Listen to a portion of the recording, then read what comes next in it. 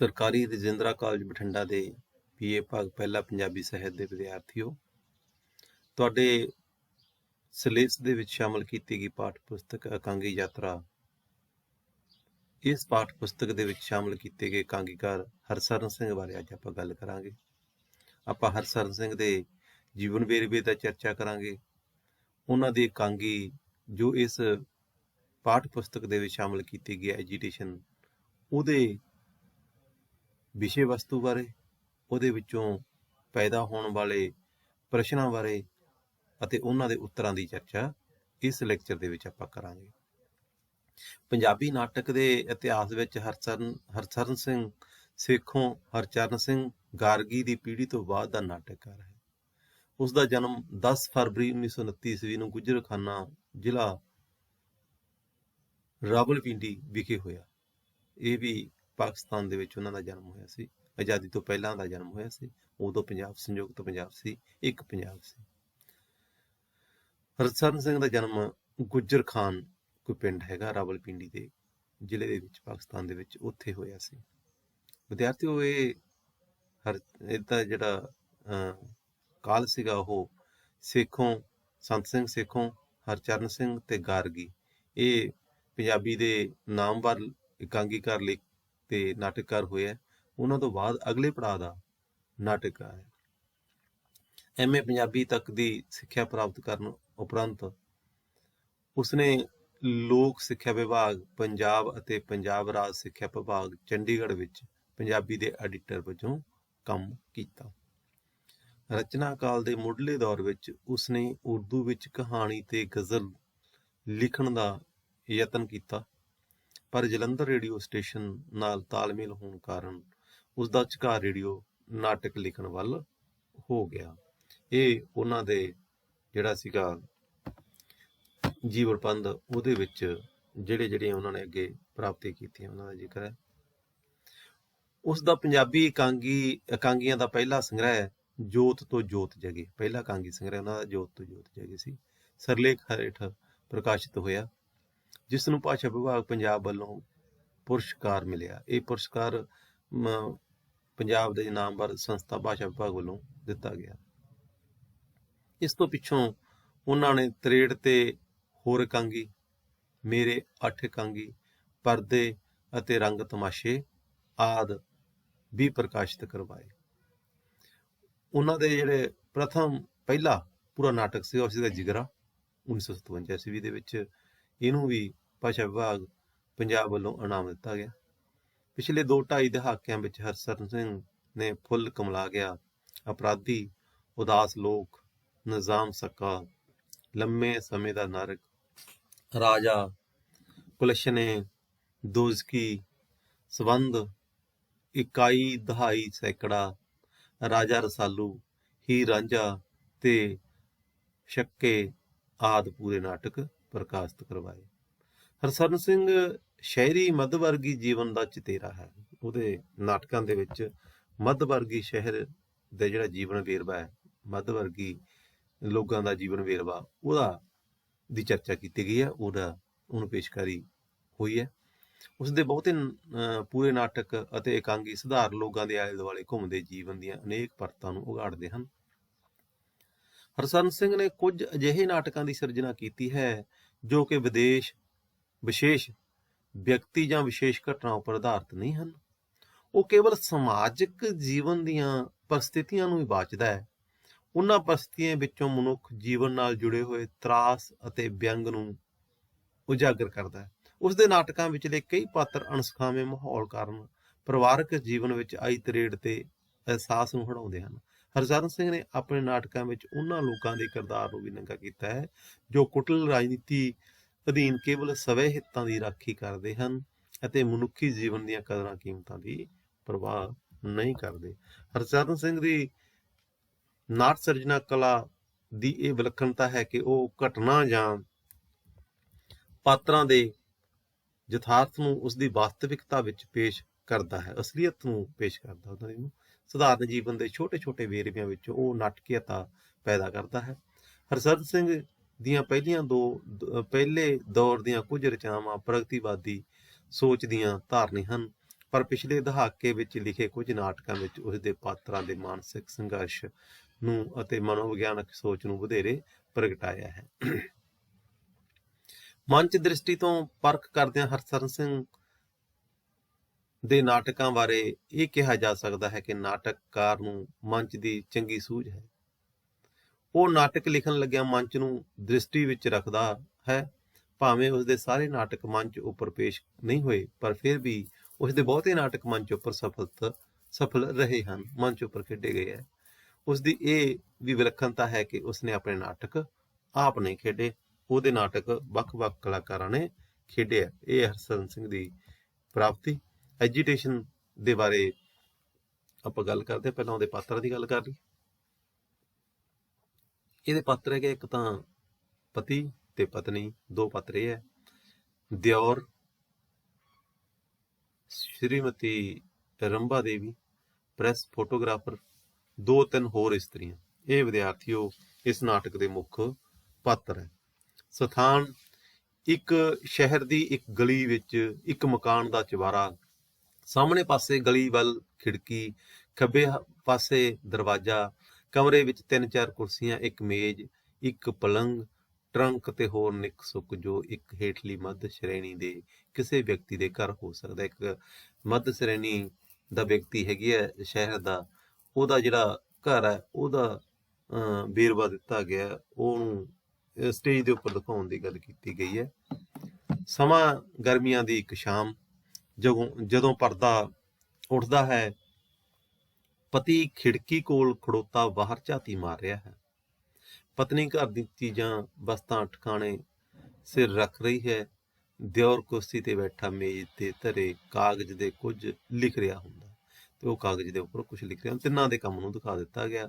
ਪਤੀ ਹੈ ਜਿਹੜਾ ਉਹ ਬਾਹਰ ਖਿੜਕੀ ਵਿੱਚ ਝਾਤੀ ਮਾਰੀ ਜਾਂਦਾ ਹੈ, ਪਤਨੀ ਘਰ ਦੇ ਨਿੱਕੇ ਮੋਟੇ ਕੰਮ ਕਰ ਰਹੀ ਹੈ, ਤੇ ਦਿਓਰ ਹੈ ਜਿਹੜਾ ਕੁਝ ਉਹ ਲਿਖ ਰਿਹਾ ਹੈ। ਛੇਤੀ ਹੀ ਬਾਹਰੋਂ ਸ਼ੋਰ ਆਉਂਦਾ, ਸ਼ੋਰ ਸੁਣਾਈ ਦਿੰਦਾ, ਰੌਲਾ ਰੱਪਾ ਸੁਣਾਈ ਦਿੰਦਾ। ਦਿਓਰ, ਲੈ ਫਿਰ ਸ਼ੋਰ ਸ਼ੁਰੂ ਹੋ ਗਿਆ। ਪਤੀ, ਇਹ ਸ਼ੋਰ ਨਹੀਂ, ਐਜੀਟੇਸ਼ਨ ਹੈ। ਪਤਨੀ, ਇਸ ਦੇ ਖਿਆਲ ਵਿੱਚ ਔਰਤ ਸਿਰਫ ਸ਼ੋਰ ਮਚਾਉਣਾ ਹੀ ਜਾਣਦੀਆਂ ਹਨ। ਦਿਓਰ, ਜਦੋਂ ਵੀ ਬੇਹੰਗਮ ਬੇਸ਼ਲੀਕਾ ਆਵਾਜ਼ਾਂ ਉੱਠਣਗੀਆਂ ਤਾਂ ਸ਼ੋਰ ਹੀ ਅਖਵਾਉਣਗੀਆਂ। ਪਤੀ, ਇਹ ਕਿਸੇ ਪਾਰਟੀ ਦਾ ਐਜੀਟੇਸ਼ਨ ਨਹੀਂ ਕਿ ਸਲੀਕੇ ਦੀ ਆਸ ਰੱਖੇ। ਕਹਿੰਦਾ, ਤੂੰ ਆਸ ਕਿਸ ਚੀਜ਼ ਦੀ ਰੱਖਦਾ ਹੈ? ਇਹ ਕਿਸੇ ਪਾਰਟੀ ਦਾ ਐਜੀਟੇਸ਼ਨ ਥੋੜਾ ਹੀ ਹੈ। ਪਤਨੀ, ਇਹ ਤਾਂ ਇਸ ਗੱਲ ਤੇ ਵੀ ਹੈਰਾਨ ਹੈ ਕਿ ਇੱਥੇ ਹਰ ਰੋਜ਼ ਇਸ ਵੇਲੇ ਸੈਂਕੜੇ ਔਰਤਾਂ ਕਿਵੇਂ ਇਕੱਠੀਆਂ ਹੋ ਜਾਂਦੀਆਂ ਹਨ। ਦਿਓਰ, ਠੀਕ ਹੈ, ਮੈਂ ਇਸ ਤੋਂ ਪਹਿਲਾਂ ਕਦੀ ਵੀ ਇੰਜ ਔਰਤਾਂ ਨੂੰ ਇਕੱਠਿਆਂ ਹੁੰਦਿਆਂ ਨਹੀਂ ਦੇਖਿਆ। ਪਤਨੀ, ਔਰਤ ਜਾਤ ਨਾਲ ਹਮਦਰਦੀ ਔਰਤਾਂ ਨੂੰ ਨਾ ਹੋਵੇਗੀ ਤਾਂ ਕੀ ਮਰਦਾਂ ਨੂੰ ਹੋਵੇਗੀ? ਪਤੀ, ਇਹ ਨਾ ਆਖ, ਕਈ ਅਜਿਹੀਆਂ ਮਿਸਾਲਾਂ ਹਨ ਜਦੋਂ ਮਰਦਾਂ ਨੇ ਔਰਤਾਂ ਲਈ ਆਪਣੀਆਂ ਜਾਨਾਂ ਤੱਕ ਦੇ ਦਿੱਤੀਆਂ ਨੇ। ਪਤਨੀ, ਹੋਣਗੀਆਂ, ਪਰ ਇੱਥੇ ਤੇ ਇੱਕ ਮਰਦ ਨੇ ਇੱਕ ਔਰਤ ਦੀ ਜਾਨ ਲੈ ਲਈ ਏ। ਦਿਓਰ, ਕੀ ਪਤਾ ਇਹ ਸੱਚ ਹੈ ਜਾਂ ਝੂਠ? ਪਤਨੀ, ਬਿਲਕੁਲ ਸੱਚ ਹੈ। ਪਤੀ, ਹੌਲੇ ਬੋਲ, ਹੇਠਾਂ ਪੁਲਿਸ ਖੜੀ ਹੈ, ਜੇਕਰ ਸੁਣ ਲਿਆ ਤਾਂ ਤੈਨੂੰ ਕਹੇਗੀ ਸੱਚ ਸਾਬਤ ਕਰਕੇ ਵਿਖਾ। ਪਤਨੀ, ਕੀ ਇਹ ਸੈਂਕੜੇ ਔਰਤਾਂ ਜੋ ਹਰ ਰੋਜ਼ ਸ਼ਾਮ ਨੂੰ ਇੱਥੇ ਐਜੀਟੇਸ਼ਨ ਕਰਨ ਆਉਂਦੀਆਂ ਨੇ ਝੂਠੀਆਂ ਨੇ? ਦਿਓਰ, ਸ਼ੁਗਲ ਦੇ ਤੌਰ ਤੇ ਵੀ ਤਾਂ ਆ ਸਕਦੀਆਂ ਨੇ। ਪਤਨੀ, ਤੂੰ ਹੁਣੇ ਉਹਨਾਂ ਨੂੰ ਆਪਣੀਆਂ ਛਾਤੀਆਂ ਪਿੱਟਦੀਆਂ ਦੇਖੇਂਗਾ। ਦਿਓਰ, ਇਹ ਔਰਤਾਂ ਲਈ ਕੋਈ ਨਵੀਂ ਗੱਲ ਨਹੀਂ। ਪਤਨੀ, ਖਿਝ ਕੇ, ਆਪਣੀਆਂ ਛਾਤੀਆਂ ਉਹ ਲੋਕ ਪਿੱਟਦੇ ਹਨ ਜਿਨ੍ਹਾਂ ਦੇ ਦਿਲ ਨੂੰ ਦੁੱਖ ਹੁੰਦਾ ਹੈ। ਦਿਓਰ, ਮੈਂ ਹੁਣ ਤੱਕ ਨਹੀਂ ਸਮਝ ਸਕਿਆ ਕਿ ਇਹ ਕਿਸ ਭਾਂਤ ਦਾ ਐਜੀਟੇਸ਼ਨ ਹੈ। ਪਤੀ, ਤੂੰ ਨਹੀਂ ਸਮਝ ਸਕੇਗਾ, ਜਾਂ ਤੇ ਆਪਣੀ ਪਾਰਟੀ ਦੀ ਕਿਸੇ ਲੇਡੀ ਵਰਕਰ ਨੂੰ ਭੇਜ। ਪਤਨੀ, ਇਹ ਖਾਲੀ ਹੱਥ ਜਾਏਗਾ ਤਾਂ ਪਾਰਟੀ ਵਾਲੇ ਇਸ ਨੂੰ ਬੁੱਧੂ ਸਮਝਣਗੇ। ਬੈਠ, ਮੈਂ ਤੈਨੂੰ ਕੁਝ ਸ਼ਬਦਾਂ ਵਿੱਚ ਸਮਝਾ ਦਿੰਦੀ ਹਾਂ। ਪਤੀ, ਤੂੰ ਇਸ ਨੂੰ ਸਮਝਾ, ਮੈਂ ਜਰਾ ਖਿੜਕੀ ਤੋਂ ਬਾਹਰ ਔਰਤਾਂ ਦਾ ਤਮਾਸ਼ਾ ਵੇਖ ਲਵਾਂ। ਮੁਸਕਰਾਉਂਦਾ ਹੈ ਤੇ ਖਿੜਕੀ ਵੱਲ ਤੁਰ ਜਾਂਦਾ ਹੈ। ਕੁਝ ਛਿਨ ਕੇਵਲ ਰੌਲਾ ਸੁਣਾਈ ਦਿੰਦਾ ਹੈ। ਪਤਨੀ, ਇਹ ਆਵਾਜ਼ਾਂ ਜਿਨ੍ਹਾਂ ਨੂੰ ਤੂੰ ਸ਼ੋਰ ਆਖਦਾ ਹੈ, ਔਰਤ ਜਾਤ ਦੀ ਜਾਗ ਹੈ। ਦਿਓਰ, ਚਲੋ ਮੰਨ ਲੈਂਦੇ ਹਾਂ, ਬਸ ਇਹ ਜਾਗ ਹੀ ਇਹ ਐਜੀਟੇਸ਼ਨ ਕਰਵਾ ਰਹੀ ਹੈ। ਦਿਓਰ, ਪਰ ਪਤਨੀ, ਇੱਕ ਮਰਦ ਨੇ ਇੱਕ ਔਰਤ ਨੂੰ ਮਾਰ ਸੁੱਟਿਆ ਨਹੀਂ, ਇੱਕ ਪਤੀ ਨੇ ਆਪਣੀ ਪਤਨੀ ਨੂੰ ਮਾਰ ਸੁੱਟਿਆ ਹੈ। ਦਿਓਰ, ਅਜਿਹੀਆਂ ਘਟਨਾਵਾਂ ਕਦੀ ਕਦਾਈ ਹੋ ਹੀ ਜਾਂਦੀਆਂ ਨੇ, ਪਰ ਐਜੀਟੇਸ਼ਨ ਤਾਂ ਕਦੀ ਨਹੀਂ। ਪਤਾ ਨਹੀਂ ਹੁਣ ਹੋਇਆ ਕਰਨਗੇ ਦਿਓਰ, ਪਰ ਕਿਉਂ? ਜਦੋਂ ਕਿ ਅਜਿਹੇ ਜੁਰਮਾਂ ਨਾਲ ਨਿਪਟਣ ਲਈ ਕਾਨੂੰਨ ਹੈ, ਪਤਾ ਨਹੀਂ ਕਾਨੂੰਨ ਦੀ ਪਕੜ ਕਿਤੇ ਢਿੱਲੀ ਨਾ ਹੋ ਜਾਵੇ, ਇਸ ਲਈ ਇਹ ਐਜੀਟੇਸ਼ਨ ਹੋ ਰਿਹਾ ਹੈ। ਅੱਜ ਔਰਤਾਂ ਦਾ ਜਲੂਸ SP ਦੀ ਕੋਠੀ ਵੱਲ ਜਾਵੇਗਾ। ਪਤੀ ਦੋਹਾਂ ਵੱਲ ਵੇਖਦੇ ਹਾਂ, ਆਓ ਆਓ ਵੇਖੋ ਕਿਤਨਾ ਸ਼ਾਨਦਾਰ ਸਿਆਪਾ ਹੋ ਰਿਹਾ ਹੈ। ਦਿਓਰ ਹੱਸ ਕੇ, ਸ਼ਾਨਦਾਰ ਸਿਆਪਾ? ਪਤਨੀ, ਇਹਨਾਂ ਦੇ ਖਿਆਲ ਵਿੱਚ ਇਹ ਸਭ ਖੇਲ ਤਮਾਸ਼ਾ ਹੋ ਰਿਹਾ ਹੈ। ਦਿਓਰ, ਮੈਨੂੰ ਆਪ ਪਹਿਲਾਂ ਇੰਜ ਹੀ ਜਾਪਿਆ ਸੀ।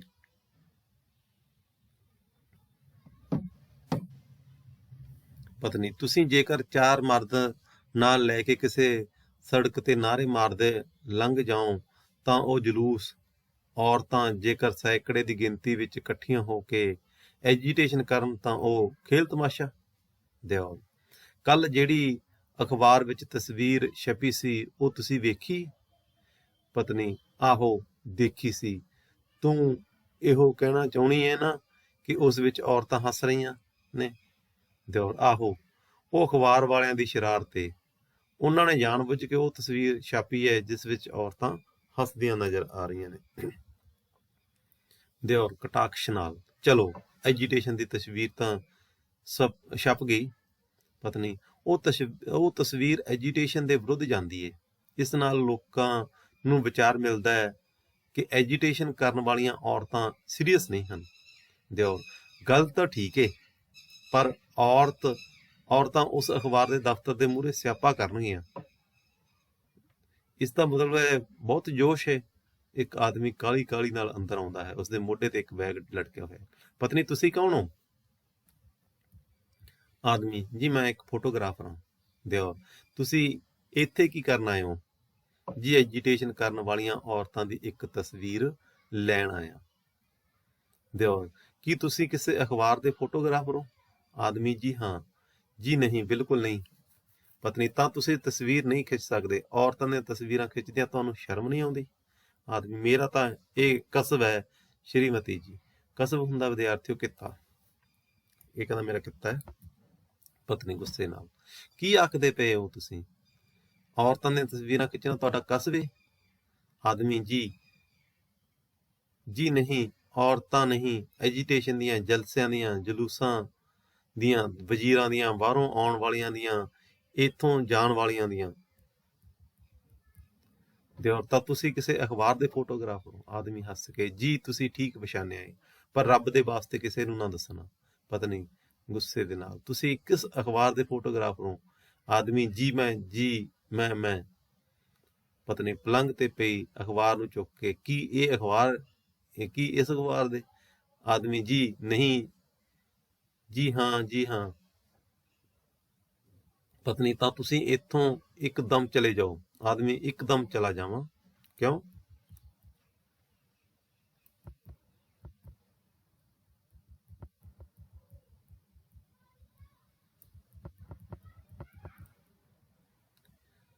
ਤੁਸੀਂ ਇੱਥੇ ਇੱਕਦਮ ਕਹਿੰਦੇ ਚਲੇ ਜਾਓ? ਉਹ ਕਹਿੰਦਾ ਕੀ ਗੱਲ, ਮੈਂ ਇੱਥੋਂ ਕਿਉਂ ਚਲੇ ਜਾਵਾਂ? ਤੁਸੀਂ ਅਖਬਾਰ ਵਿੱਚ ਇਹ ਤਸਵੀਰ ਦੇ ਕੇ ਔਰਤਾਂ ਦੇ ਐਜੀਟੇਸ਼ਨ ਦਾ ਮਖੌਲ ਉਡਾਇਆ ਹੈ। ਆਦਮੀ, ਰੱਬ ਦੀ ਸਹੁੰ ਮੇਰਾ ਅਜਿਹਾ। ਪਤਨੀ, ਇਸ ਤੋਂ ਪਹਿਲਾਂ ਕਿ ਔਰਤਾਂ ਤੁਹਾਡਾ ਕੈਮਰਾ ਖੋਹ ਲੈਣ ਤੇ ਤੁਹਾਡੇ ਸਾਹਮਣੇ ਖੜ ਕੇ ਤੁਹਾਡਾ ਸਿਆਪਾ ਕਰਨ, ਤੁਸੀਂ ਇੱਥੋਂ ਚਲੇ ਜਾਓ। ਆਦਮੀ, ਅੱਜ ਅਖਬਾਰ ਵਾਲਿਆਂ ਨੇ ਮੈਨੂੰ ਇਹਨਾਂ ਦੀ ਇੱਕ ਤਸਵੀਰ ਖਿੱਚਣ ਲਈ ਭੇਜਿਆ ਹੈ ਜਦੋਂ ਔਰਤਾਂ ਦੇ ਦੁਪੱਟੇ ਲੱਥੇ ਹੋਣ, ਬਾਲ ਖਿਲਰੇ ਹੋਣ ਤੇ ਦੁਹੱਥੜ ਪਿੱਟ ਰਹੀਆਂ ਹੋਣ। ਦਿਓਰ, ਇਸ ਦਾ ਮਤਲਬ ਅਖਬਾਰ ਵਾਲਿਆਂ ਤੱਕ ਪਹੁੰਚ ਗਈ ਹੈ ਕਿ ਔਰਤਾਂ ਉਹਨਾਂ ਦੇ ਦਫ਼ਤਰ ਅੱਗੇ ਸਿਆਪਾ ਕਰਨਗੀਆਂ? ਆਦਮੀ, ਜੀ ਹਾਂ। ਇਹ ਵਿਦਿਆਰਥੀਆਂ ਦੀ ਜਿਹੜੀ ਗੱਲਬਾਤ ਚੱਲ ਰਹੀ ਹੈ ਨਾ, ਉਹਦੇ ਵਿੱਚ ਅਸਲ ਦੇ ਵਿੱਚ ਉਹ ਜਿਹੜਾ ਐਜੀਟੇਸ਼ਨ ਹੋਣਾ ਅਖਬਾਰ ਦੇ ਦਫ਼ਤਰ ਦੇ ਅੱਗੇ, ਉਦੋਂ ਪਹਿਲਾਂ ਉਹਨੂੰ ਇਹ ਹੈ ਕਿ ਅਸੀਂ ਉਸ ਦੀ ਭਰਪਾਈ ਕਰ ਸਕੀਏ ਕਿਸੇ ਨਾ ਕਿਸੇ ਰੂਪ ਦੇ ਵਿੱਚ, ਉਸ ਨੂੰ ਕੰਟਰੋਲ ਕਰ ਸਕੀਏ, ਡੈਮੇਜ ਕੰਟਰੋਲ ਜਿਹਨੂੰ ਕਹਿੰਦੇ ਹੈਗੇ ਉਹ ਕਰ ਸਕੀਏ, ਕਿਉਂਕਿ ਔਰਤਾਂ ਬੜੇ ਗੁੱਸੇ ਦੇ ਵਿੱਚ ਹੈ ਤੇ ਉਹਨਾਂ ਦੀ ਕੋਈ ਇਸ ਤਰ੍ਹਾਂ ਦੀ ਤਸਵੀਰ ਛਾਪ ਕੇ ਅਸੀਂ ਆਪਣੇ ਆਪ ਨੂੰ ਬਚਾ ਸਕਦੇ ਹਾਂ। ਅੱਗੇ ਕੀ ਕਹਿੰਦੇ ਆ?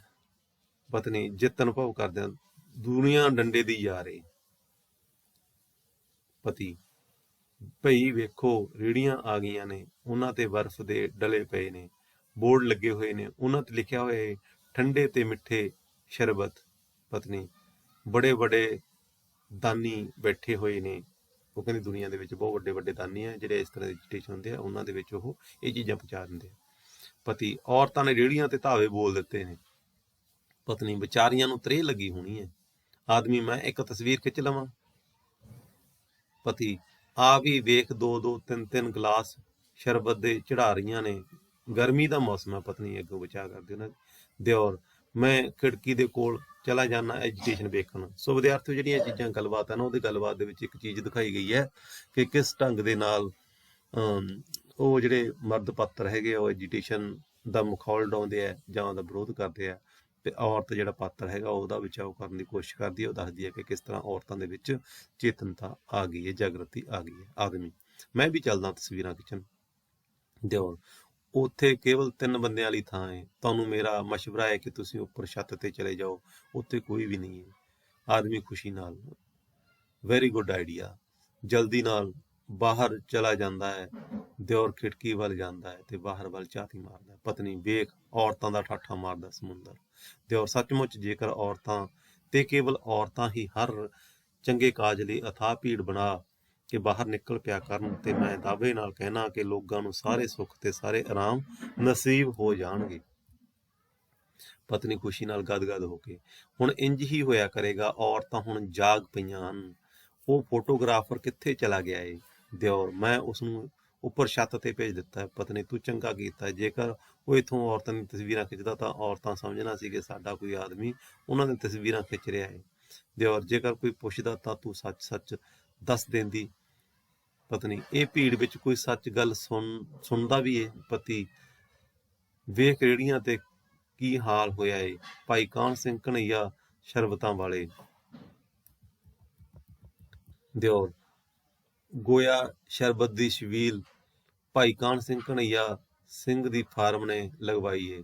ਪਤੀ, ਆਪਣੀ ਫਾਰਮ ਦੀ ਮਸ਼ਹੂਰੀ ਲਈ। ਪਤਨੀ, ਨਹੀਂ, ਤਿਹਾਇਆਂ ਦੀ ਸੇਵਾ ਕਰਨ ਲਈ। ਪਤੀ, ਆਪਣਾ ਆਪਣਾ ਖਿਆਲ ਏ। ਚੰਗਾ, 2-4 ਗਲਾਸ ਸ਼ਰਬਤ ਦੇ, ਮੈਂ ਵੀ ਪੀ ਆਵਾਂ। ਪਤਨੀ, ਤੁਹਾਨੂੰ ਸ਼ਰਮ ਨਹੀਂ ਆਉਂਦੀ? ਪਤੀ, ਨਹੀਂ ਜਾਂਦਾ ਬਾਬਾ, ਪਰ ਆਪਣੇ ਘਰੋਂ ਤਾਂ ਪਾਣੀ ਪੀ ਸਕਦਾ ਨਾ, ਪਿਆਸ ਲੱਗੀ ਏ। ਪਤਨੀ, ਪਿਆਸ ਤਾਂ ਮੈਨੂੰ ਵੀ ਲੱਗੀ ਏ, ਇੱਕ ਗਲਾਸ ਪਾਣੀ ਦਾ ਮੇਰੇ ਲਈ ਵੀ ਲੈ ਆਣਾ। ਪਤੀ ਬਾਹਰ ਚਲਾ ਜਾਂਦਾ। ਦਿਓਰ, ਭਾਬੀ ਉਹ ਵੇਖ। ਪਤਨੀ, ਕਿੱਥੇ? ਉਹ ਮਕਾਨ ਦੇ ਰੋਸ਼ਨਦਾਨ ਤੋਂ ਅੰਦਰ। ਪਤਨੀ, ਹੁਣ ਲੁਕਦੇ ਫਿਰਦੇ ਨੇ। ਦਿਓਰ, ਇਹ ਕੌਣ ਹੈ? ਪਤਨੀ, ਮਰਨ ਵਾਲੇ ਦੀ ਸੱਸ ਤੇ ਸਹੁਰਾ। ਦਿਓਰ,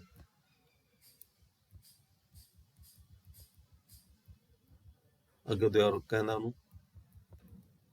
ਬਹੁਤ ਡਰੇ ਹੋਏ ਲੱਗਦੇ ਨੇ, ਕਹਿੰਦਾ।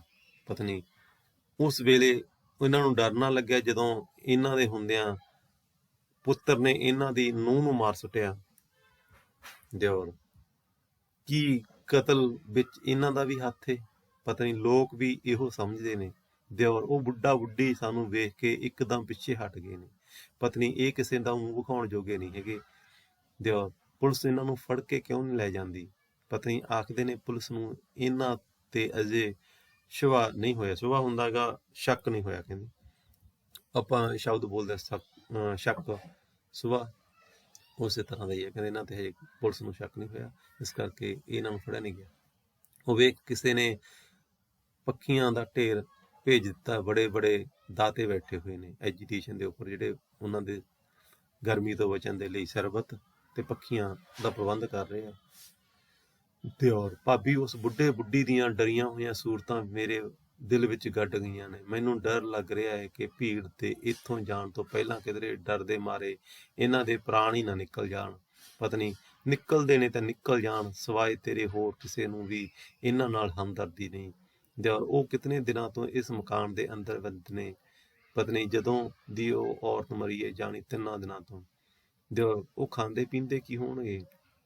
ਪਤਨੀ, ਜੋ ਕੁਝ ਅੰਦਰ ਹੋਵੇਗਾ ਜ਼ਰੂਰ ਖਾਂਦੇ ਪੀਂਦੇ ਹੋਣਗੇ, ਪਰ ਵੇਖ ਲੈਣ, ਇਹ ਜੇਲ੍ਹ ਦੀ ਹਵਾ ਵੀ ਖਾਣਗੇ। ਐਜੀਟੇਸ਼ਨ ਇਸੇ ਮਤਲਬ ਲਈ ਤਾਂ ਹੋ ਰਿਹਾ ਹੈ। ਪਤੀ ਅੰਦਰ ਆਉਂਦਾ ਹੈ। ਉਸਦੇ ਹੱਥ ਵਿੱਚ ਇੱਕ ਗਲਾਸ ਹੈ। ਉਸਦੇ ਕੱਪੜੇ ਬੁਰੀ ਤਰ੍ਹਾਂ ਨਾਲ ਗਿੱਲੇ ਹੋਏ ਪਏ ਨੇ। ਪਤੀ, ਸ਼੍ਰੀਮਤੀ ਜੀ, ਪਾਣੀ।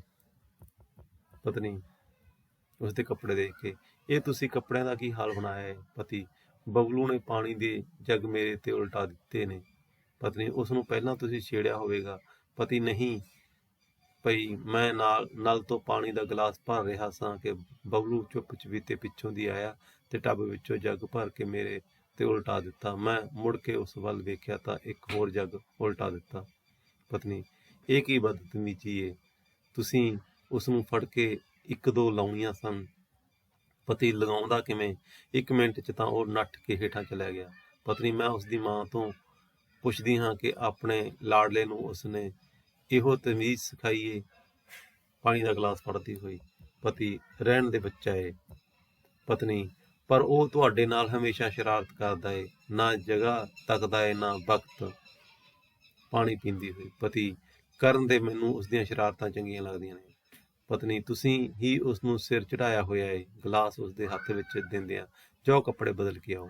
ਪਤੀ, ਔਰਤਾਂ ਦਾ ਐਜੀਟੇਸ਼ਨ ਵੇਖ ਵੇਖ ਕੇ ਤੈਨੂੰ ਮੇਰੇ ਤੇ ਰੋਹ ਪਾਉਣਾ ਵੀ ਆ ਗਿਆ। ਪਤਨੀ, ਤੁਹਾਡੇ ਹੀ ਭਲੇ ਲਈ ਆਖ ਰਹੀ ਹਾਂ। ਜਦੋਂ ਦਾ ਐਜੀਟੇਸ਼ਨ ਸ਼ੁਰੂ ਹੋਇਆ ਹੈ, ਕੋਈ ਨਾ ਕੋਈ ਇੱਥੇ ਆ ਜਾਂਦਾ ਏ। ਪਤੀ, ਚੰਗਾ ਬਾਬਾ, ਜਾਂਦਾ ਬਦਲਦਾ। ਦਿਓਰ ਬੜੀ ਗੰਭੀਰਤਾ ਨਾਲ, ਹੁਣ ਔਰਤਾਂ ਨੇ ਉਸ ਮਕਾਨ ਦੀਆਂ ਖਿੜਕੀਆਂ ਤੋੜਨੀਆਂ ਸ਼ੁਰੂ ਕਰ ਦਿੱਤੀਆਂ ਹਨ। ਪਤਨੀ, ਬਾਹਰ ਵੇਖਦਿਆਂ, ਔਰਤਾਂ ਨੂੰ ਪਤਾ ਲੱਗ ਗਿਆ ਹੋਵੇਗਾ ਕਿ ਉਹ ਬੁੱਢਾ ਬੁੱਢੀ ਇਸੇ ਕਮਰੇ ਵਿੱਚ ਨੇ। ਦਿਓਰ, ਕੁਝ ਔਰਤਾਂ ਇੱਟਾਂ ਚੁੱਕ ਲਿਆਈਆਂ ਨੇ, ਹੁਣ ਖਿੜਕੀਆਂ ਜ਼ਰੂਰ ਟੁੱਟ ਜਾਣਗੀਆਂ। ਪਤਨੀ, ਔਰਤਾਂ ਵਿੱਚ ਇਤਨਾ ਜੋਸ਼ ਮੈਂ ਪਹਿਲਾਂ ਕਦੀ ਨਹੀਂ ਵੇਖਿਆ। ਦਿਓਰ, ਮੈਨੂੰ ਡਰ ਲੱਗ ਰਿਹਾ ਹੈ ਕਿ ਇਹਨਾਂ ਇੱਟਾਂ ਨਾਲ ਹੀ ਉਸ ਬੁੱਢੇ ਤੇ ਬੁੱਢੀ ਨੂੰ ਮਾਰ ਦਿੱਤਾ ਜਾਵੇਗਾ। ਪਤਨੀ, ਉਹ ਨੱਠ ਕੇ ਦੂਜੇ ਕਮਰੇ ਵਿੱਚ ਚਲੇ ਗਏ ਹੋਣਗੇ, ਬੜੇ ਖੁੰਡ ਨੇ ਉਹ। ਦਿਓਰ, ਇੱਕ ਖਿੜਕੀ ਟੁੱਟ ਗਈ ਏ, ਇੱਟਾਂ ਅੰਦਰ ਸੁੱਟੀਆਂ ਜਾ ਰਹੀਆਂ ਨੇ, ਪੁਲਿਸ ਵਾਲੇ ਕਿੱਥੇ ਨੇ? ਪਤਨੀ, ਇਤਨੀ ਵੱਡੀ ਭੀੜ ਨੂੰ ਕਾਬੂ ਵਿੱਚ ਵੀ ਕਿਵੇਂ ਰੱਖ ਸਕਦੇ ਨੇ? ਪਤਨੀ, ਦਿਓਰ, ਰੱਖ ਸਕਦੇ ਨੇ ਭਾਬੀ, ਰੱਖ ਸਕਦੇ ਨੇ। ਪਤਨੀ, ਔਰਤਾਂ ਨੇ ਖਿੜਕੀ ਦੀਆਂ ਸਲੀਖਾਂ ਵਿੱਚੋਂ ਹੱਥ ਪਾ ਕੇ ਚਾਦਰ, ਦਰੀ, ਤਕੀਆ ਬਾਹਰ ਕੱਢ ਲਏ ਨੇ।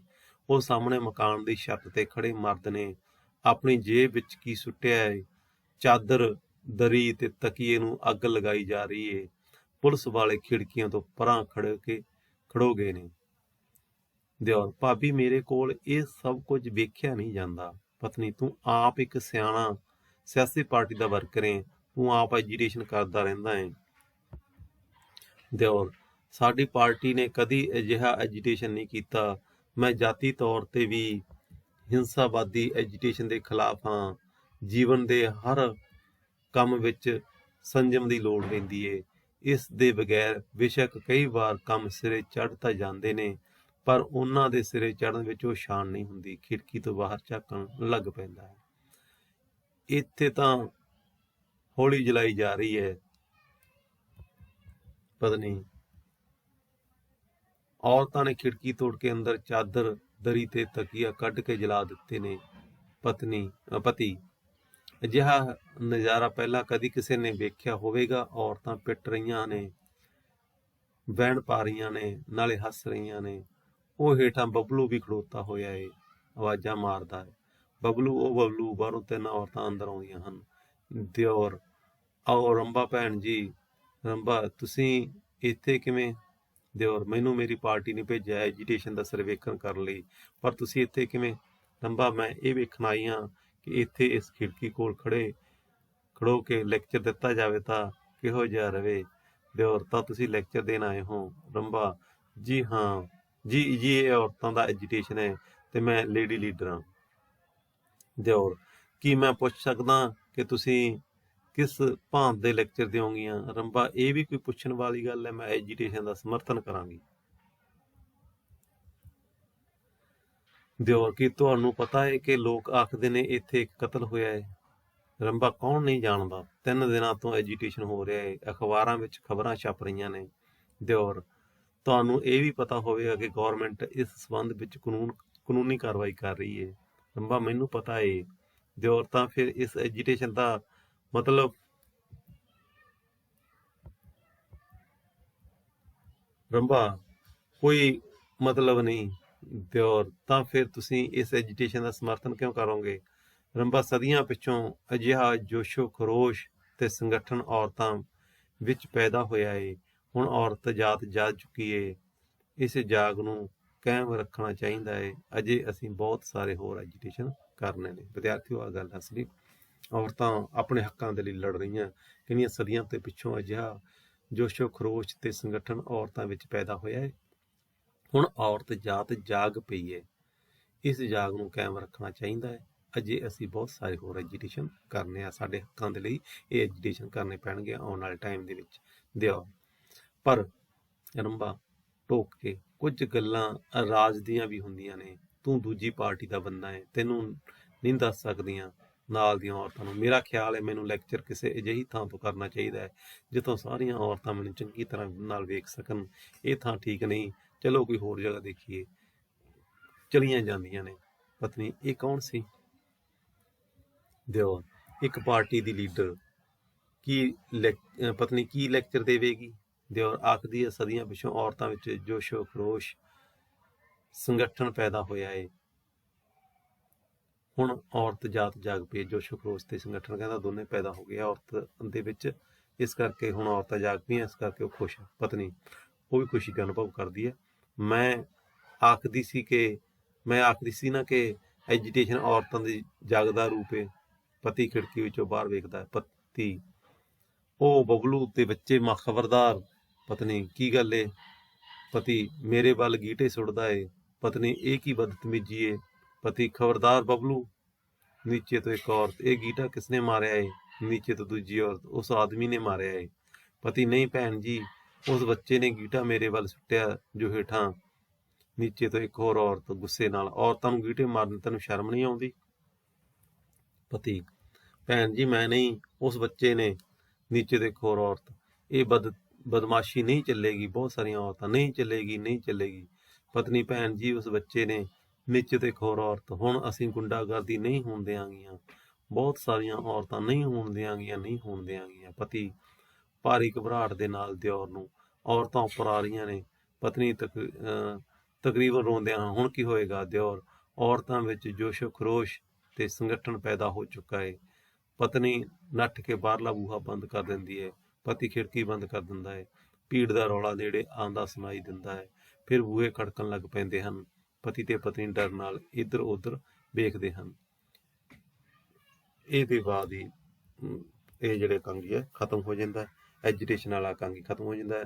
ਨਾਟਕਕਾਰ ਨੇ ਇਹ ਵੀ ਪਾਇਆ ਕਿ ਇਸ ਕਾਂਗੀ ਦੇ ਵਿਚਲੀ ਘਟਨਾ ਦੇ ਪਾਤਰ ਸਾਰੇ ਫਰਜ਼ ਨੇ। ਸੋ ਵਿਦਿਆਰਥੀਓ ਇਸ ਕਾਂਗੀ ਦੇ ਵਿੱਚ ਜਿਹੜਾ ਵੀ ਕੋਈ ਐਜੀਟੇਸ਼ਨ ਹੁੰਦਾ, ਜਦੋਂ ਗਲਤ ਰਾਹ ਤੇ ਚਲਾ ਜਾਂਦਾ ਹੈ ਉਸ ਸਮੇਂ ਉਹ ਆਪਣਾ ਮਕਸਦ ਨੂੰ ਖੋ ਚੁੱਕਾ ਹੁੰਦਾ, ਉਹ ਆਪਣੇ ਮਕਸਦ ਨੂੰ ਗਵਾ ਦਿੰਦਾ। ਇਸੇ ਤਰ੍ਹਾਂ ਨਾਲ ਐਜੀਟੇਸ਼ਨ ਦੇ ਵਿੱਚ ਹੋਇਆ ਦੇਖਿਆ ਅਸੀਂ। ਇਹਦੇ ਭਾਵ ਨੂੰ ਅਸੀਂ ਸਮਝਦੇ ਹਾਂ, ਵਿਸ਼ੇ ਨੂੰ ਸਮਝਦੇ ਹਾਂ ਚੰਗੀ ਤਰ੍ਹਾਂ। ਇਹ ਦੇਖੋ ਹਰਚਰਨ ਸਿੰਘ ਦਾ ਇਹ ਐਜੀਟੇਸ਼ਨ ਇਕਾਂਗੀ ਬਾਰੇ, ਹਰਚਰਨ ਸਿੰਘ ਦਾ ਇਹ ਇਕਾਂਗੀ ਔਰਤ ਦੀ ਜਾਗਰਤੀ ਦੇ ਵਿਸ਼ੇ ਨਾਲ ਜੁੜਿਆ ਹੋਇਆ ਹੈ, ਪਰ ਨਾਲ ਹੀ ਨਾਲ ਇਹ ਵੀ ਸਾਬਤ ਕਰਨਾ ਹੁੰਦਾ ਹੈ ਕਿ ਬਿਨਾਂ ਕਿਸੇ ਅਨੁਸ਼ਾਸਨ ਜਾਂ ਰਾਸ਼ੀ ਚੇਤਨਾ ਤੋਂ ਇਸ ਜਾਗਰਤੀ ਨੂੰ ਕੋਈ ਦਿਸ਼ਾ ਨਹੀਂ ਮਿਲ ਸਕਦੀ। ਸੋ ਵਿਦਿਆਰਥੀਓ ਜਦੋਂ ਵੀ ਕੋਈ ਐਜੀਟੇਸ਼ਨ ਹੁੰਦਾ, ਉਸ ਐਜੀਟੇਸ਼ਨ ਦਾ ਕੋਈ ਨਾ ਕੋਈ ਮਕਸਦ ਹੋਣਾ ਚਾਹੀਦਾ, ਅਨੁਸ਼ਾਸਨ ਹੋਣਾ ਚਾਹੀਦਾ, ਉਹਦੇ 'ਚ ਚੇਤਨਾ ਹੋਣੀ ਚਾਹੀਦੀ ਹੈ, ਤਾਂ ਹੀ ਉਹ ਐਜੀਟੇਸ਼ਨ ਕਾਮਯਾਬ ਹੋ ਸਕਦਾ। ਨਹੀਂ ਤਾਂ ਉਹ ਦਿਸ਼ਾਹੀਨ ਹੋ ਜਾਂਦਾ, ਭਟਕ ਜਾਂਦਾ, ਆਪਣੇ ਮਕਸਦ ਨੂੰ ਖੋ ਜਾਂਦਾ। ਇਕਾਂਗੀ ਦੀ ਪਾਤਰ ਪਤਨੀ ਔਰਤਾਂ ਦੀ ਜੋਸ਼ੋ ਖਰੋਸ਼ ਵਾਲੀ ਜਾਗਰਤੀ ਦੇ ਹੱਕ ਵਿੱਚ ਹੈ, ਬਿਲਕੁਲ, ਜਦ ਕਿ ਸਿਆਸੀ ਪਾਰਟੀਆਂ ਨਾਲ ਜੁੜਿਆ ਪਾਤਰ ਦਿਓਰ ਚੇਤਨਾ ਸੰਪੰਨ ਜਾਗਰਤੀ ਦੇ ਹੱਕ ਵਿੱਚ ਹੈ। ਹਾਂ ਦੇਖੋ ਆਪਸ ਦੇ ਵਿੱਚ ਉਹਨਾਂ ਦੇ ਵਿੱਚ ਮਤਭੇਦ ਇਹ ਹੈ ਦਿਓਰ ਤੇ ਜਿਹੜੀ ਉਹਦੀ ਭਰਜਾਈ ਹੈਗੀ, ਜਿਹੜੀ ਪਤਨੀ ਹੈ, ਕਿ ਉਹ ਕਹਿੰਦੀ ਹੈ ਵੀ ਜਿਹੜੀ ਔਰਤਾਂ ਦੇ ਵਿੱਚ ਜੋਸ਼ੋ ਖਰੋਸ਼ ਆ ਗਿਆ ਇਹ ਜਾਗਰਤੀ ਦਾ ਇੱਕ ਕਦਮ ਹੈ, ਇਹਦੇ ਮੈਂ ਹੱਕ 'ਚ ਹਾਂ। ਪਰ ਜਿਹੜਾ ਪਾਤਰ ਦਿਓਰ ਪਾਤਰ ਆ ਉਹ ਕਹਿੰਦਾ ਨਹੀਂ ਗੱਲ ਠੀਕ ਹੈ ਤੁਹਾਡੀ, ਪਰ ਇਹਦੇ ਨਾਲ ਨਾਲ ਰਾਜਨੀਤਿਕ ਜਾਗਰਤੀ ਦਾ ਹੋਣਾ ਵੀ ਜ਼ਰੂਰੀ ਹੈ। ਕਹਿੰਦਾ ਇਹਨਾਂ ਦੇ ਜੇਕਰ ਕਾਮਯਾਬ ਹੋਣਾ ਇਹਨਾਂ ਨੂੰ ਤਾਂ। ਇਕਾਂਗੀ ਦੀ ਕਹਾਣੀ ਇੰਨੀ ਕੁ ਹੈ ਕਿ ਇੱਕ ਘਰ ਵਿੱਚ ਪਤੀ ਪਤਨੀ ਤੇ ਦਿਓਰ ਇਕੱਠੇ ਰਹਿੰਦੇ ਨੇ। ਉਹਨਾਂ ਦੇ ਘਰ ਦੀ ਖਿੜਕੀ ਵਿੱਚੋਂ ਬਾਹਰ ਹੋ ਰਿਹਾ ਔਰਤਾਂ ਦਾ ਐਜੀਟੇਸ਼ਨ ਨਜ਼ਰ ਆ ਰਿਹਾ, ਜੋ ਇਸ ਲਈ ਹੈ ਕਿ ਇੱਕ ਪਤੀ ਨੇ ਆਪਣੀ ਪਤਨੀ ਨੂੰ ਮਾਰ ਦਿੱਤਾ ਹੈ ਤੇ ਔਰਤਾਂ ਉਸਦੇ ਘਰ ਅੱਗੇ ਸਿਆਪਾ ਕਰ ਰਹੀਆਂ ਨੇ, ਛਾਤੀਆਂ ਪਿੱਟ ਰਹੀਆਂ ਨੇ, ਜੋਸ਼ ਵਿਖਾ ਰਹੀਆਂ ਨੇ। ਉਸ ਘਰ ਵਿੱਚ ਲੁਕੇ ਮਰਨ ਵਾਲੀ ਔਰਤ ਦੇ ਸੱਸ ਸਹੁਰਾ ਦੁਬਕੇ ਬੈਠੇ ਹਨ, ਡਰੇ ਬੈਠੇ ਉਹਦੇ ਵਿੱਚ ਅੰਦਰ, ਜਿਨ੍ਹਾਂ ਬਾਰੇ ਕਿਹਾ ਜਾਂਦਾ ਹੈ ਕਿ ਉਹ ਵੀ ਕਥਿਤ ਤੌਰ ਤੇ ਕਤਲ ਵਿੱਚ ਸ਼ਾਮਲ ਹਨ। ਦਰਸ਼ਕ ਪਤੀ ਪਤਨੀ ਤੇ ਦਿਓਰ ਵਿੱਚੋਂ ਪਤਨੀ ਇਸ ਐਜੀਟੇਸ਼ਨ ਨੂੰ ਔਰਤਾਂ ਦੀ ਆਜ਼ਾਦੀ ਦਾ ਪਰਚਮ ਦੱਸਦੀ ਹੈ, ਜਦ ਕਿ ਪਤੀ ਅਤੇ ਦਿਓਰ ਇਸ ਨੂੰ ਦਿਸ਼ਾਹੀਨ ਜੋਸ਼ ਸਮਝਦੇ ਨੇ। ਇਸੇ ਦਰਮਿਆਨ ਔਰਤਾਂ ਜਿਸ ਘਰ ਅੱਗੇ ਸਿਆਪਾ ਕਰ ਰਹੀਆਂ ਹਨ ਉਸ ਘਰ ਦੀਆਂ ਖਿੜਕੀਆਂ ਤੋੜ ਕੇ ਸਰਹਾਣੇ, ਗੱਦੇ ਤੇ ਆਦਿ ਕੱਢ ਕੇ ਉਸ ਨੂੰ ਅੱਗ ਲਾ ਦਿੰਦੀਆਂ ਨੇ। ਪਤੀ ਤੇ ਦਿਓਰ ਇਸ ਕਾਰਜ ਦੀ ਨਿੰਦਾ ਕਰ ਰਹੇ ਹਨ, ਜਦੋਂ ਕਿ ਪਤਨੀ ਹਾਲੇ ਵੀ ਇਸ ਐਜੀਟੇਸ਼ਨ ਦੇ ਔਰਤਾਂ ਦੇ ਜਾਗਰਿਤ ਰੂਪ ਸਮਝਦੀ ਹੈ। ਇਸੇ ਦਰਮਿਆਨ ਇਕਾਂਗੀ ਦਾ ਸਿਖਰ ਉਦੋਂ ਵਾਪਰਦਾ ਹੈ ਜਦੋਂ ਗਲੀ ਦਾ ਇੱਕ ਬੱਚਾ ਬਬਲੂ, ਜੋ ਅਕਸਰ ਪਤੀ ਨਾਲ ਸ਼ਰਾਰਤਾਂ ਕਰਦਾ ਹੈ, ਪਤੀ ਵੱਲ ਇੱਕ ਪੱਥਰ ਮਾਰ ਦਿੰਦਾ ਹੈ। ਪਤੀ ਬਬਲੂ ਨੂੰ ਡਾਂਟ ਰਿਹਾ ਹੁੰਦਾ ਹੈ ਕਿ ਗੀਟਾ ਐਜੀਟੇਸ਼ਨ ਵਾਲੀਆਂ ਔਰਤਾਂ ਵਿੱਚੋਂ ਕਿਸੇ ਦੇ ਲੱਗਦਾ ਹੈ। ਉਹ ਜਦੋਂ ਤਾਹਾ ਮਾਰਦਾ ਉਹ ਵਾਪਸ ਚਲਾ ਜਾਂਦਾ ਤੇ ਵਾਪਸ ਜਾ ਕੇ ਗੀਟਾ ਜਦੋਂ ਧਰਤੀ ਤੇ ਡਿੱਗਦਾ ਉਹ ਕਿਸੇ ਔਰਤ ਤੇ ਲੱਗ ਜਾਂਦਾ ਤੇ ਉਹ ਜਿਹੜੀਆਂ ਔਰਤਾਂ ਸਮਝਦੀਆਂ ਨੇ ਕਿ ਪਤੀ ਨੇ ਉਹ ਗੀਟਾ ਉਹਨਾਂ ਉਸਦੇ ਮਾਰਿਆ। ਪਤੀ ਤੇ ਪਤਨੀ ਦੇ ਸਮਝਾਉਣ ਦੇ ਬਾਵਜੂਦ ਐਜੀਟੇਸ਼ਨ ਦਾ ਰੁਖ ਉਹਨਾਂ ਦੇ ਘਰ ਵੱਲ ਹੋ ਜਾਂਦਾ ਹੈ। ਇਹੋ ਹੀ ਹੁੰਦਾ ਦਿਸ਼ਾਹੀਨ ਐਜੀਟੇਸ਼ਨ। ਦਿਓਰ ਵਿਅੰਗ ਨਾਲ ਕਹਿੰਦਾ ਹੈ, ਔਰਤਾਂ ਵਿੱਚ ਜੋਸ਼ੋ ਖਰੋਸ਼ ਪੈਦਾ ਹੋ ਚੁੱਕਾ ਹੈ। ਇਸੇ ਸਮੇਂ ਪਤੀ ਤੇ ਪਤਨੀ ਡਰੇ ਹੋਏ ਸੱਸ ਸਹੁਰੇ ਵਾਂਗ ਆਪਣੇ ਘਰ ਦੇ ਅੰਦਰ ਲੁਕਦੇ ਹਨ ਅਤੇ ਐਜੀਟੇਸ਼ਨ ਵਾਲੀਆਂ ਔਰਤਾਂ ਉਹਨਾਂ ਦੇ ਬੂਹੇ ਖੜਕਾਉਂਦੀਆਂ ਗੁੰਡਾਗਰਦੀ ਦੇ ਖਿਲਾਫ ਨਾਅਰੇ ਲਾਉਂਦੀਆਂ ਹਨ। ਹੁਣ ਦੇਖੋ, ਗੁੰਡਾਗਰਦੀ ਨੂੰ ਸ਼ਬਦ ਨੂੰ ਕੌਮਿਆਂ ਦੇ ਵਿੱਚ ਰੱਖਿਆ। ਗੁੰਡਾਗਰਦੀ ਕੌਣ ਕਰ ਰਿਹਾ? ਅਸਲ ਦੇ ਵਿੱਚ ਉਹ ਜਿਹੜਾ ਐਜੀਟੇਸ਼ਨ ਦਿਸ਼ਾਹੀਨ ਹੋ ਕੇ ਗੁੰਡਾਗਰਦੀ ਕਰ ਰਿਹਾ। ਇਹ ਇਕਾਂਗੀ ਜਿੱਥੇ ਇੱਕ ਪਾਸੇ ਵਿਸ਼ੇ ਪੱਖੋਂ ਔਰਤਾਂ ਦੀ ਤਥਾਕਥਿਤ ਆਜ਼ਾਦੀ ਦੇ ਖਿਲਾਫ ਵਿਅੰਗ ਸਿਰਜਦਾ ਹੈ, ਉੱਥੇ ਤਕਨੀਕੀ ਦੀ ਦ੍ਰਿਸ਼ਟੀ ਤੋਂ ਉਤਸੁਕਤਾ ਭਰਪੂਰ ਹੈ। ਖਿੜਕੀ ਵਿੱਚੋਂ ਵੇਖੇ ਜਾ ਰਹੇ ਦ੍ਰਿਸ਼ ਰਾਹੀਂ ਇਕਾਂਗੀਕਾਰ ਨੇ ਕਾਰਜ ਦੀ ਵਿਸ਼ਾਲਤਾ ਸਿਰਜੀ ਹੈ ਅਤੇ ਨਾਟਕੀ ਸਿਖਰ ਰਾਹੀਂ ਇਕਾਂਗੀ ਨੂੰ ਇੱਕ ਨਵਾਂ ਮੋੜ ਦਿੱਤਾ। ਸੋ ਵਿਦਿਆਰਥੀਓ, ਕੋਈ ਵੀ ਐਜੀਟੇਸ਼ਨ ਆ ਉਹਦੇ ਵਿੱਚ ਰਾਜਨੀਤਿਕ ਜਾਗਰਤੀ ਦਾ ਹੋਣਾ ਜ਼ਰੂਰੀ ਹੈ, ਉਹਦੇ ਵਿੱਚ ਇੱਕ ਮਕਸਦ ਦਾ ਹੋਣਾ ਜ਼ਰੂਰੀ ਹੈ। ਮਕਸਦਹੀਨ ਕੀਤਾ ਹੋਇਆ ਸੰਘਰਸ਼ ਹਮੇਸ਼ਾ ਹੀ ਇਸ ਤਰ੍ਹਾਂ ਦੇ ਐਜੀਟੇਸ਼ਨਾਂ ਵਾਂਗ ਰੁਲ ਜਾਂਦਾ ਹੈ। ਸੋ ਕਿਸੇ ਵੀ ਐਜੀਟੇਸ਼ਨ ਦੇ ਲਈ ਇੱਕ ਭੂਮੀ ਤਿਆਰ ਹੋਣੀ ਚਾਹੀਦੀ ਹੈ ਤੇ ਉਹਦੇ ਵਿੱਚ ਉਸ ਤਰ੍ਹਾਂ ਦੇ ਲੋਕ ਵੀ ਸ਼ਾਮਲ ਹੋਣੇ ਚਾਹੀਦੇ ਜਿਹੜੇ ਉਸ ਨੂੰ ਦਿਸ਼ਾ ਨੂੰ ਬਣਾਈ ਰੱਖਣ। ਸੋ ਇੱਥੇ ਆ ਕੇ ਇਕਾਂਗੀ ਖਤਮ ਹੋ ਜਾਂਦਾ ਹੈ। ਤੁਸੀਂ ਇਸ ਦੇ ਵਿੱਚ ਜਿਹੜੇ ਛੋਟੇ ਕੁਐਸਚਨ ਆ ਉਹਨਾਂ ਦੇ ਆਨਸਰ ਤੇ ਇਕਾਂਗੀ ਦਾ ਵਿਸ਼ੇ ਵਸਤੂ ਧਿਆਨ ਨਾਲ ਕਰ ਲਿਓ। ਅਗਲੇ ਇਕਾਂਗੀ ਦੀ ਗੱਲ ਆਪਾਂ ਆਉਣ ਵਾਲੇ ਲੈਕਚਰ ਦੇ ਵਿੱਚ ਕਰਾਂਗੇ। ਅੱਜ ਦਾ ਜਿਹੜਾ ਲੈਕਚਰ ਹੈ ਇੱਥੇ ਹੀ ਖਤਮ ਹੁੰਦਾ ਹੈ।